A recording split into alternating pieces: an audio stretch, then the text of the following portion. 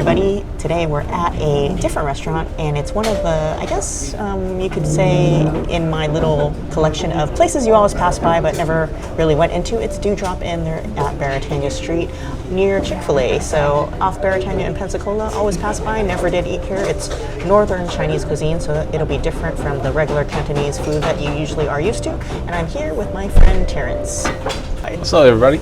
Yeah, so you've been looking for some, what do you call it? The pork soup dumpling? Yeah, soup dumpling, yeah. I've been hunting all over Oahu for it, and I can't find it, and Misty found it here at this restaurant, so I can't wait to try it. Yeah, so it's bring your own beer or wine or drinks. So you got your flask there of rye bourbon whiskey. So, of course, they have soft drinks, water, and stuff. And the menu's pretty big. And they've got some seafood, but limited amounts, like just shrimp mostly, beef and lamb, some Shanghai dumplings, different soups, and pot stickers and stuff. So we're excited to try everything. Yep. Okay, our food came out, and we got, what is that? The lobster? Yeah, shrimp, lobster, salt, and sauce. Okay, so shrimp with lobster sauce. This looks like it's got fried shallots on top, mushrooms, egg, and the broccoli. And then we got the house fried rice. And it's got chicken, sausage, shrimp, the same fried shallots or onions on there with some veg in there.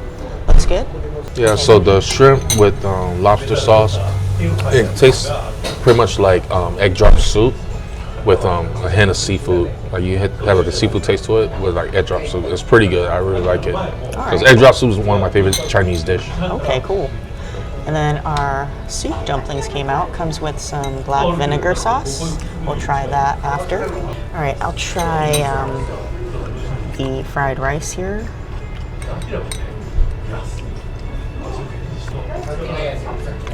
It's good, really tasty. Got a little bit of wake, but more heavy on the sesame seed oil. I don't know if that's the difference from Cantonese type of fried rice and the northern Chinese type.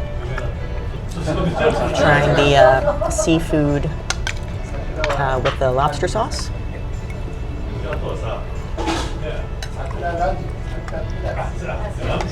That one has water chestnuts in there. Got some broccoli. Pretty good. Yeah, it does taste like a little bit like an egg drop soup or something like that. Pretty flavorful.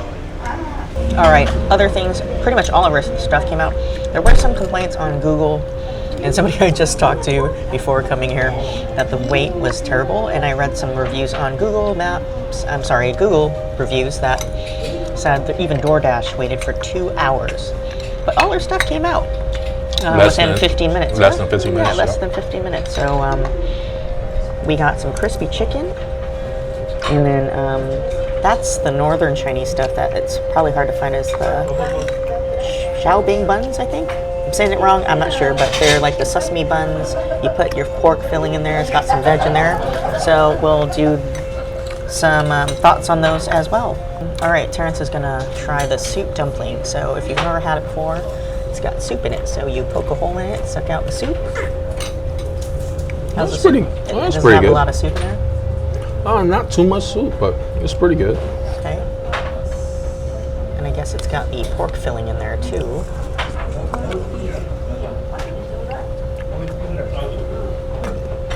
Pretty much like a pork hash.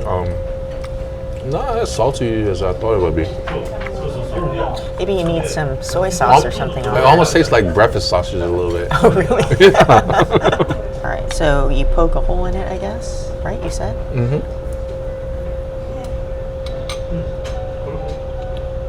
Yeah, there's not that much soup in it, but I did get a bit. And then here it is, and I don't know if you can see, it kind of opened up. There's a big piece of meat in there. Oh, there's all the soup.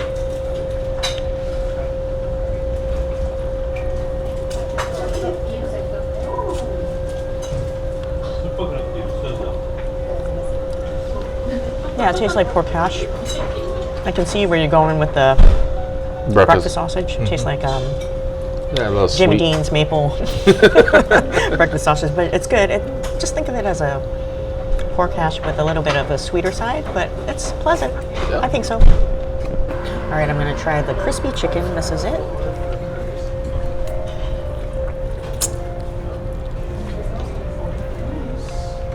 Skin's crispy, but it has a little bit of, like a lot of the things have a lot of sesame oil, I noticed, compared to Cantonese cuisine, so that's interesting. Karen says it's a little dry, but mine wasn't too dry. Maybe I got the leg piece, that's why, but it's different kinds of cuts, so you might get the breast, so that might be dry, but I have, looks like the part of the drumstick, so it's the dark meat, so it's not too bad. I'm going to try the soup dumplings, this time with the vinegar they provided. Not a vinegar person, but T said it tastes different, right? Or better? Watch your shirt. Whoa! Oh, it squirted all over my camera. It does taste like Worcestershire. Yeah. It's like an odd vinegar. I wonder what kind of vinegar that is. But in a good way. It's not what you would think vinegar is, because I'm not a fan of vinegar. I don't like that sour. Oh, acidic too. Yeah, it's not acidic. This one's like Worcestershire sauce, and I like Worcestershire sauce. So think of that with your dumplings, or like a A1 type of sauce taste. So this is the sesame bun, and it's got all these layers, so it's really flaky. I'm interested in trying this. In the northern provinces or areas of China, they usually like to eat a lot of bread and noodles more than rice, which is more the southern part of like Cantonese or southern China is more rice-based things. But yeah, they love their bread, so interested into trying this. And you're gonna put some pork and veg in there. If you don't like meat, they have a veg and tofu one. Right, so I filled my bun with that mixture. It has some big mushrooms in there. It looks like, I don't know what kind of mushrooms they are, but they're pretty huge and thick, like portobello almost. Some bean sprouts, some chives, and some pork. So I'm gonna try it now.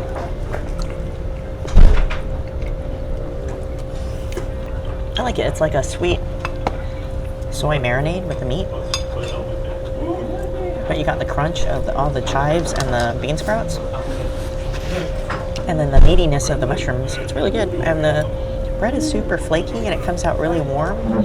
It's really got pretty sesame seeds on there too. So it's almost like a little veg and pork sandwich.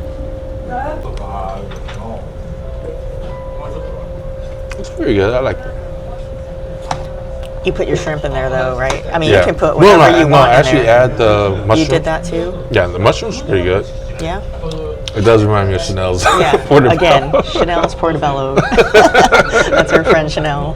Chanel's makes barbecued portobello mushrooms, so that's why we always say that. Yeah. It's pretty All good. right, so this is the damage. Got a little bit of chicken left, a little bit of rice, but the dumplings were taken away. Got some of the filling, and we ate all the bread. Your final thoughts, sir? The food is delicious. I came mostly for the soup dumpling. Didn't disappoint. Not as much soup as I thought it was going to be, but it was pretty good. The shrimp with the lobster sauce, that was pretty good.